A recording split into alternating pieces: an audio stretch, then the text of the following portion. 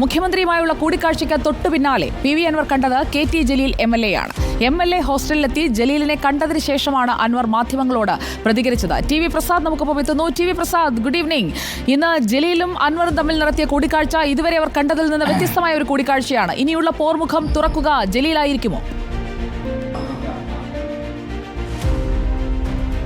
സുജിയ, അങ്ങനെ തന്നെ കരുതേണ്ടി വരും ഒരുപക്ഷെ. കാരണം ഇന്ന് രാവിലെ മുതൽ തന്നെ സെക്രട്ടേറിയറ്റിന് മുന്നിലുണ്ട്.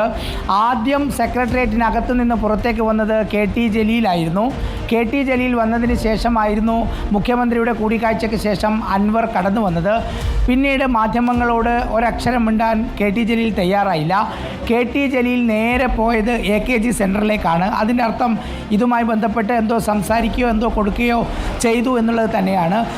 ക്ഷമിക്കണം. പിന്നാലെ അൻവർ നേരെ MLA ഹോസ്റ്റലിൽ എത്തുമ്പോഴേക്ക് KT ജലീൽ അവിടെ എത്തുകയും ചെയ്തു. KT ജലീൽ അവിടെ എത്തി ഏതാണ്ട് 10 മിനിറ്റോളം സംസാരിച്ചതിന് ശേഷം മാത്രമാണ് PV അൻവർ പുറത്തേക്ക് വന്ന് മാധ്യമങ്ങളോട് സംസാരിക്കാൻ തയ്യാറായത്. അതിനർത്ഥം നേരത്തെ സുജയ പറഞ്ഞതുപോലെ തന്നെ PV അൻവർ ഒറ്റയ്ക്കല്ല എന്നുള്ളതാണ്. PV അൻവറിന് വലിയ ഒരു പിന്തുണ അകത്ത് തന്നെ ഉണ്ട് എന്നുള്ളതാണ് ഇതിലെ ഏറ്റവും പ്രധാനപ്പെട്ട കാര്യം. ഈ കേരളത്തിൽ അങ്ങോളം ഇങ്ങോളമുള്ള സാധാരണക്കാരായ പാർട്ടി പ്രവർത്തകരിൽ വലിയൊരു വിഭാഗത്തിൻ്റെ പിന്തുണ ഈ വിഷയത്തിൽ PV അൻവറിന് കിട്ടിയിട്ടുണ്ട്.